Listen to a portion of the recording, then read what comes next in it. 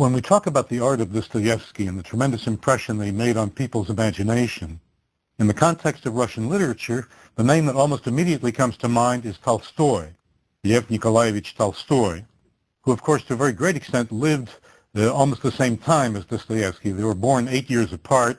Of course, Tolstoy outlived Dostoevsky by several decades. They were very, very different kinds of people, very different kinds of writers and men, and yet somehow their two writings together seem to define a whole epoch of literature. One, in the case of Tolstoy, one might almost say a whole world, a whole universe of literature. When you read one of the great novels of Tolstoy, you feel as if you're kind of drawn into a universe. There's something godlike about his creation of these novels. He's a fascinating individual and, of course, a great writer. And he began his life on an estate, very much unlike Dostoevsky, on a large estate in the Russian countryside near the city of Tula, which is something like a 5 or 6 hour drive to the southeast of Moscow. A drive, of course, in the modern sense of the automobile. In Tolstoy's day, it took quite a long time to get there by horse and carriage. Tolstoy's mother died when he was about 2 years old. This is the actual truth of his biography. And he was brought up largely by several aunts, although his father lived until he was somewhat older into his childhood. He never really knew what it meant to have a personal, close mother, although the aunts did their very best to raise him as best they could. He obviously grew up as a man with considerable resources, a man who stood to inherit considerable resources, together with an estate that these days has become world famous. It's called Yasnaya Polyana, which in Russian means clear glade or clear field, something like that. And of course he had, you might say, the security, the stability to realize that he could always fall back on that, perhaps at least partly because of that, certainly partly because of his own very strange temperament. His early years were marked by a tremendous kind of debauchery, a tremendous kind of absence of discipline in his personal life, which meant that when he went to the university, he actually went to the University of Kazan, a city roughly 400 or 500 miles to the east of Moscow, a city which, as a matter of fact, as you may remember, had been the center of Tatar power in the old, near the existence of the old Kiev. He didn't behave himself very well. There was a tremendous amount of gambling, a tremendous amount of drinking, not to mention activities with women that we might not entirely approve of these days, or perhaps in those days as well. Eventually, he was called into the office of a man who was the president of Kazan University in those days, a very famous name from 19th century mathematics. His name was Lobachevsky, about whom, if you know anything about mathematics, you have certainly heard, a man who was very famous also in certain satires that later on were sung about Russia in those days. Lobachevsky tried to talk to the young Tolstoy, man to man, you might say. He said, look here, you're a person with considerable intelligence, considerable talent. Lobachevsky was no fool. He recognized talent when he saw it. Why are you behaving this way? Why don't you use that intelligence? Why don't you use that sensitivity to get yourself to behave the way an aristocrat really should behave? The way a man who bears the name of Tolstoy should behave. You shouldn't be doing this. You shouldn't be involved in this kind of debauchery. Well, Tolstoy, I'm not quite sure what he said. My inclinations say he told him to go to hell. And very soon, Tolstoy found himself thrown out of the university. They didn't want to have anything to do with a person who behaved in this way. So Tolstoy went back to Moscow and partly to Petersburg, where he continued to behave himself in just exactly the way I've described above. A tremendous dissolution, an enormous amount of gambling. He piled up terrible debts, which he really couldn't pay at that time. Of course, relationships with women that were temporary and were simply the matter of attractions at the moment. In short, this was a very different kind of Tolstoy from what we know from the later works, and certainly what we know from the man who became the preacher, which Tolstoy became at the end of his life. In any case, in the middle of the 19th century, in the 1850s, Tolstoy had some contact with writers in Petersburg, and he began to get some idea of what literature was all about, and he got the impression that he too would like to participate in literature. And then in 1854, he wrote the first of three selections of stories. The first called Childhood, the second called Adolescence, the third called Youth, that is, Детство, Отрочество, and Юность. And he submitted the first part of the stories, that is of childhood, to an editor whose name you've already heard, Nekrasov.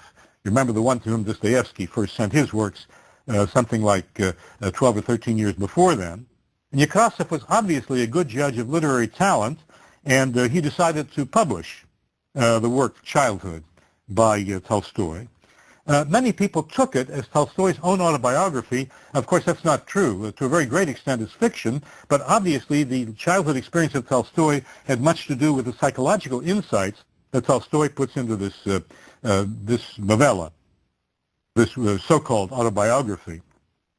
And as a matter of fact, when it was published, praise came in from all directions. By the way, it was not published under his name, under his last name. That it was published under the initials L.N., which obviously stands for Lev Nikolaevich, his name and his first name and patronymic.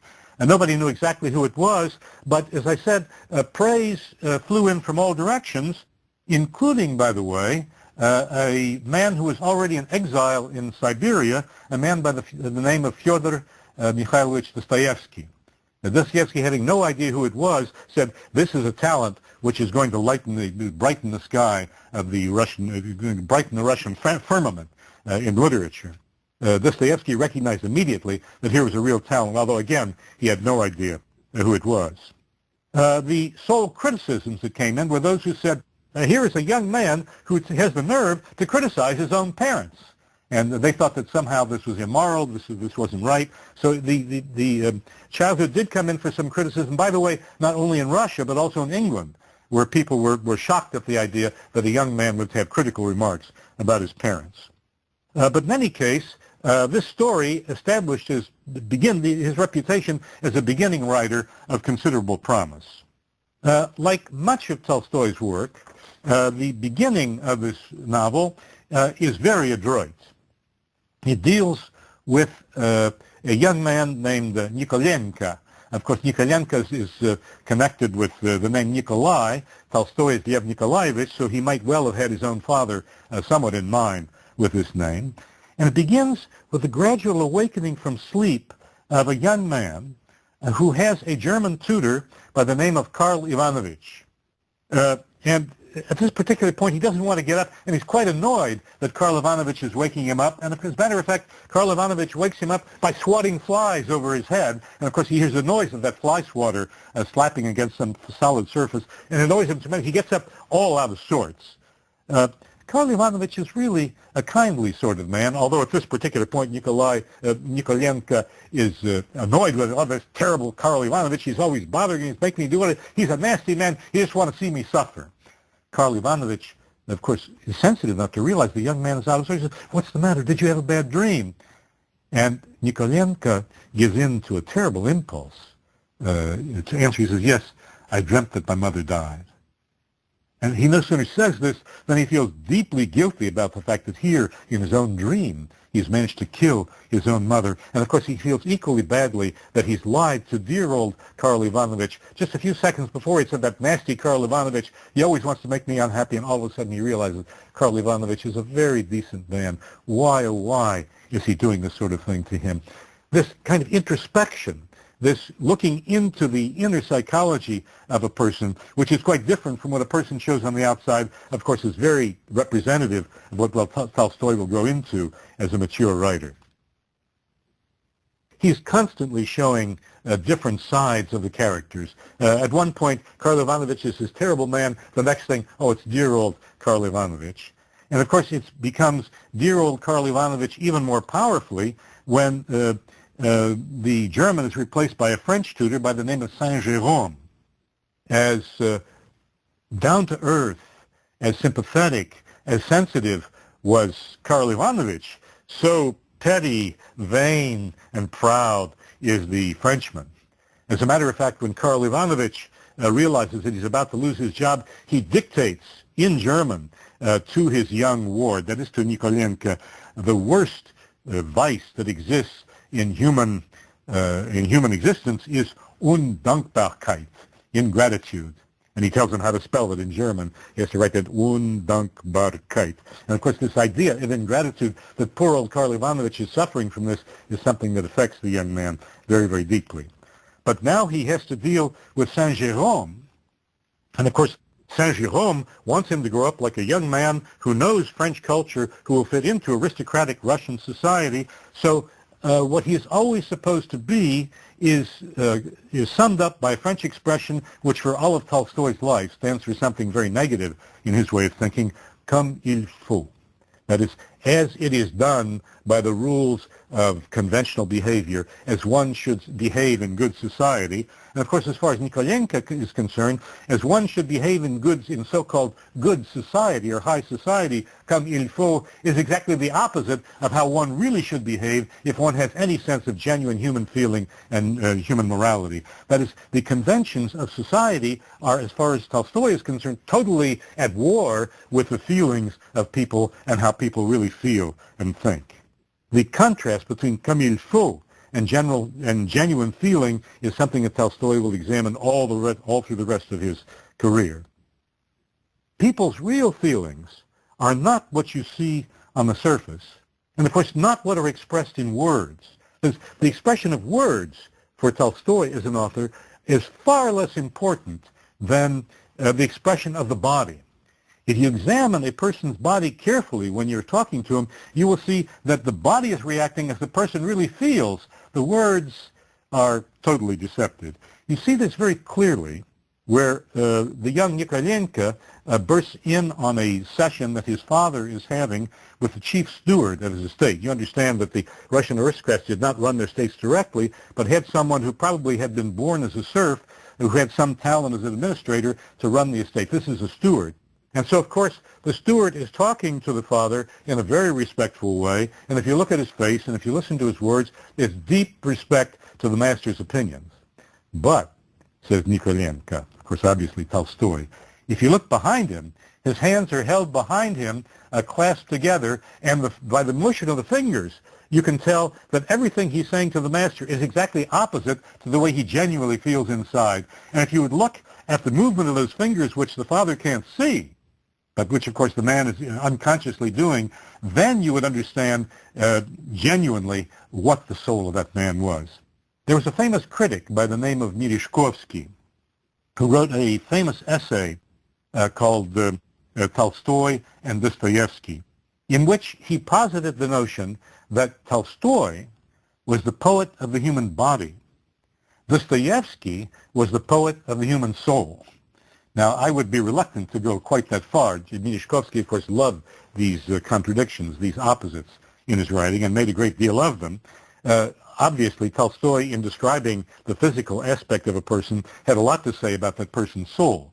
And Dostoevsky was not solely the poet of the human soul, although, as a matter of fact, you will notice that some of his characters are nowhere nearly described so well physically as they're described spiritually by their words and by their arguments.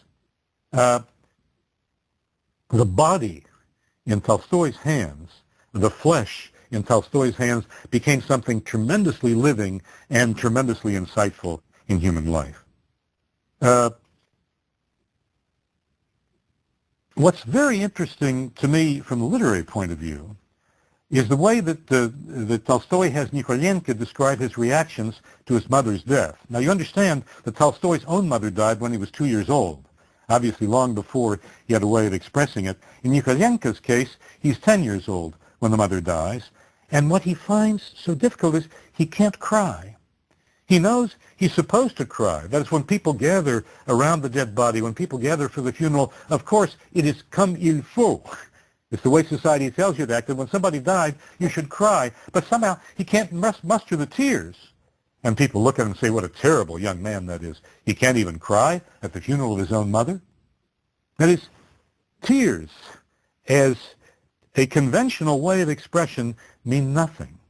It's only the deep feelings that a person has that have nothing to do with the conventional way you show tears at the time of death are what really describe genuine grief and genuine missing of the mother. And it's only much, much later when Nikolenko is by himself that he can cry. It's interesting that a writer who had a very strong influence on Tolstoy, a French writer by the name of Stendhal, as you probably know, it's a pseudonym. His real name was Henri Beyle.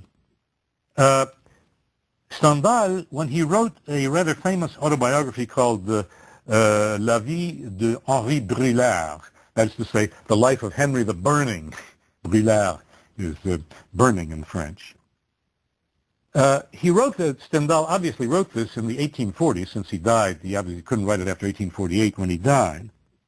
It's curious that Stendhal expresses almost exactly the same thing. That at the death of his mother, he was unable to cry, and of course when he was unable to cry, people around him thought that he was a terrible youngster, and so on and so on. Now what I find especially interesting about this is that Stendhal's autobiography, La vie d'Henri Brûlard, was not published until the 1880s. That is long after, that is to say 40 years after the death of the writer. Tolstoy wrote his autobiography, of course, in what he called his autobiography, in the 1850s. So there's absolutely no chance that Tolstoy could have read this in Stendhal. In short, Tolstoy did absolutely in a parallel way what Stendhal did, in no way knowing that Stendhal did this. This seems to me to indicate that in the temperament of the two men, there was something very, very parallel that had nothing to do with direct influence. And of course, this is all the more interesting when you realize that in many ways they were opposite characters. Stendhal was a worshiper of Napoleon. Tolstoy had great contempt for Napoleon. Stendhal was very much interested in comme il faut. Tolstoy hated comme il faut. To be sure, Stendhal was very much interested in the Russians, but of course he knew nothing about Tolstoy.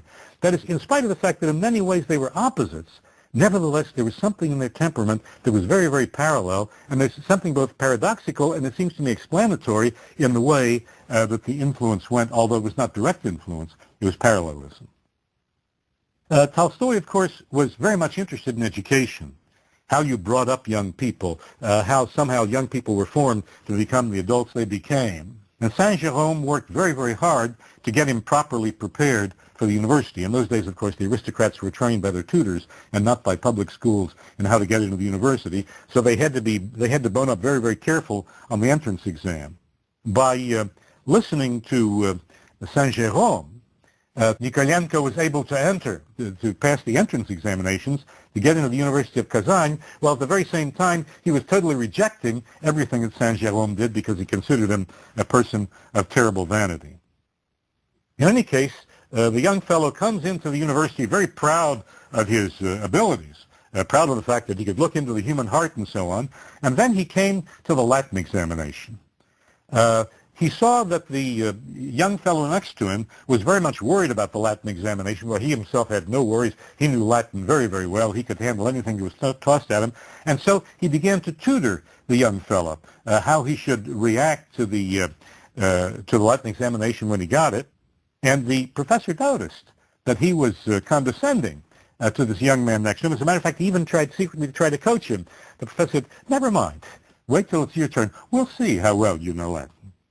Well, of course, the young man that Nikolenko tried to help got through, and Nikolenko's vanity receives its comeuppance when the professor presents him a passage from the Latin poet Horace that he says, "Not only could I not translate, but nobody could have translated this piece. It was so difficult and so complicated that no human being could possibly translate this." Well, I think anybody who's ever taken a Latin exam, or for that matter, anybody who's ever taken an examination, knows very well how that feels.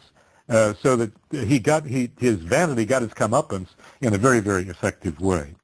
There's a famous quote from this novel that, of course, is very, very touching in relation to Tolstoy. He says, «Счастливая, счастливая, невозвратимая пора детства. Как не любить, как не лелеять воспоминания о ней. Воспоминания эти освежают, возвышают мою душу». Oh, happy, deeply happy, irretrievable time of childhood. How is it possible not to love, not to cuddle, not to bring to one's bosom its memories? These memories refresh me and they raise up my soul. There's something in the essence of childhood, the naivete, the innocence, the deep belief in what one does, that is deeply moving to the mature Tolstoy. And as Tolstoy goes about the writing of his novels, clearly he tries very, very hard to get back to those deeply moving, those deeply direct sentiments that one has as a child. The quality of childishness is very, very important toward understanding the psychology and the characters of the mature Tolstoy. And here you have the statement in this beautiful early sense of Tolstoy stating this. Turning to a different work, Tales of Sevastopol was an outgrowth of what Tolstoy saw and experienced when in 1854-55 Russia got involved in a disastrous war, the so-called Crimean War. Tolstoy was a second lieutenant and saw action in the war. As a matter of fact, the results in the Crimea were so bad for the Russians that Nicholas I himself, remember our old friend who gave Pushkin such a hard time and exiled and almost executed Dostoevsky, in a certain sense got his own comeuppance, because that army to which he had given so much attention, so many resources, and so much love was defeated by the combined forces of the British, the French, and the Turks down in the Crimea.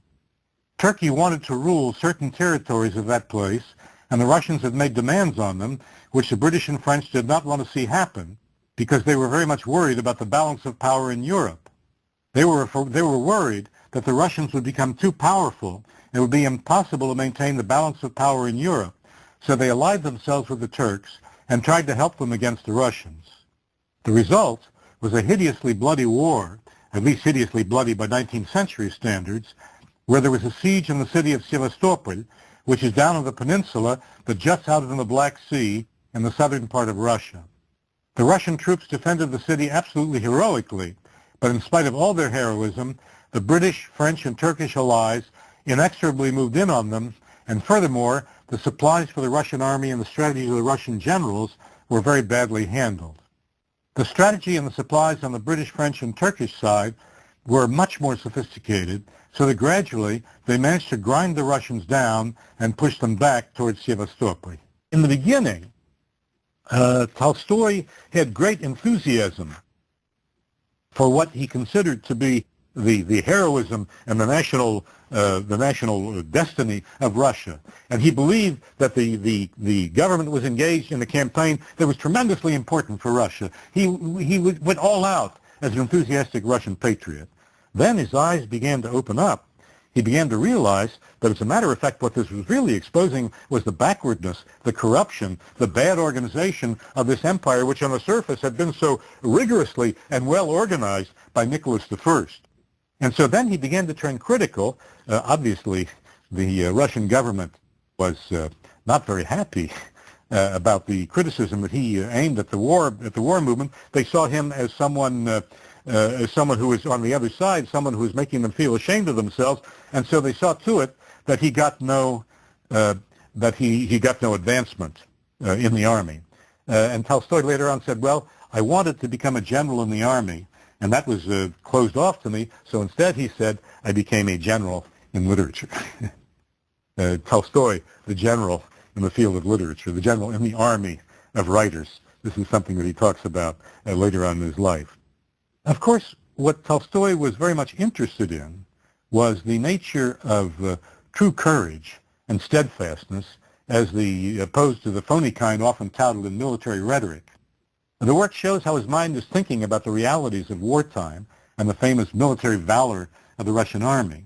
One can easily see how he put this together with the accounts that he had read in Stendhal's novel, The Charterhouse of Parma, where the protagonist of Stendhal, a man named Fabrizio del Dongo, who worships Napoleon. Now, you understand Tolstoy did not worship Napoleon, and yet this protagonist of Stendhal worships Napoleon and moves heaven and earth in order to go and fight with Napoleon's forces, although as a matter of fact his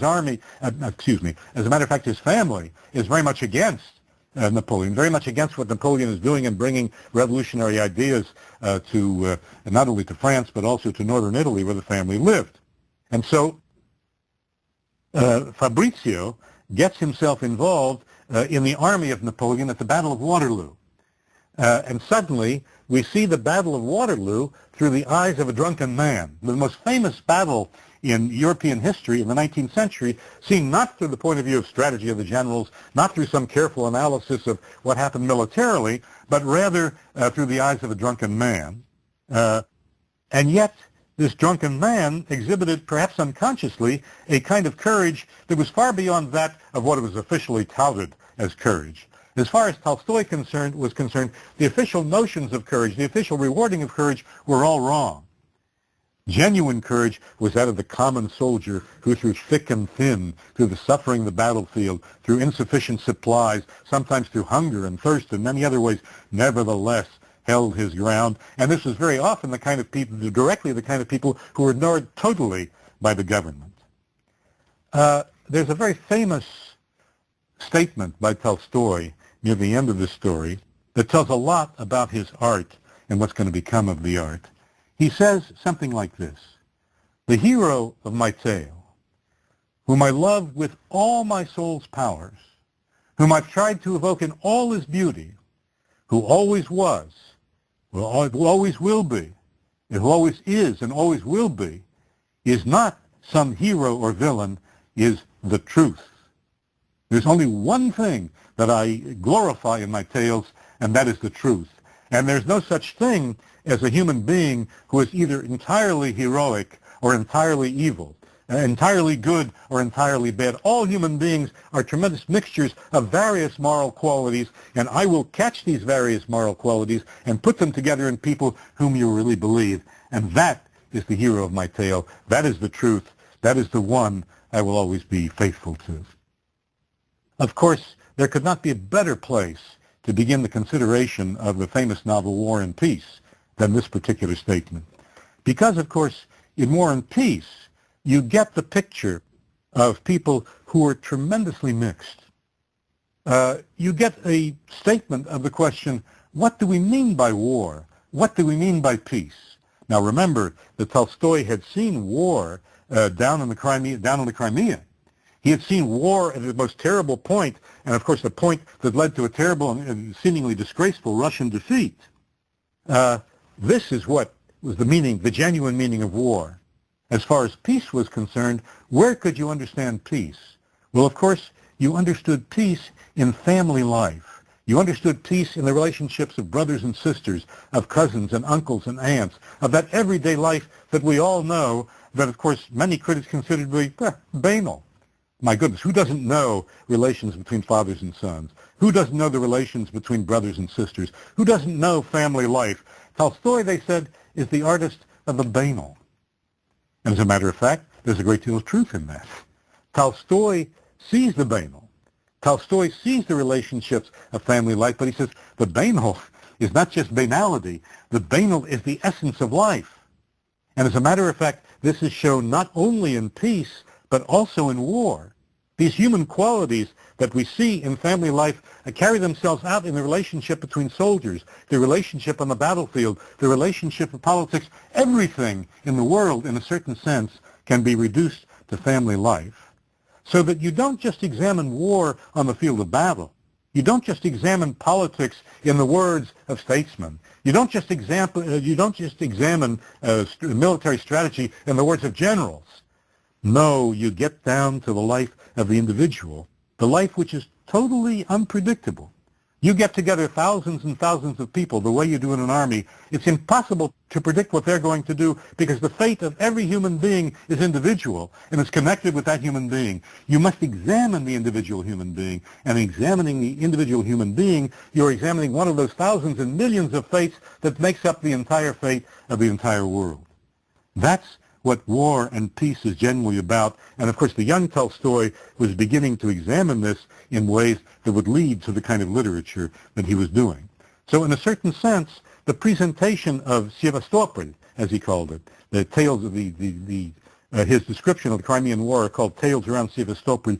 These descriptions are in many ways the workbook, just as Diary of a Writer was the workbook for Dostoevsky and how he constructed the Brothers Karamazov, so this book, this early piece of his, Tales of Sevastopol, is the workbook on how he will develop his grand and enormous novels, which seem to encompass an entire universe where no two individuals are exactly the same. As a matter of fact, not only are no two individuals exactly the same, no two animals are exactly the same. No two horses have the same character in his works. This is what we get out of the early works of Tolstoy. This is what's going to develop in his establishment of family life, the very famous family of Tolstoy that produced, his wife gave birth to 13 children, 7 of whom grew to maturity. This is what Tolstoy is going to present in those great novels, which we'll examine in the following lectures.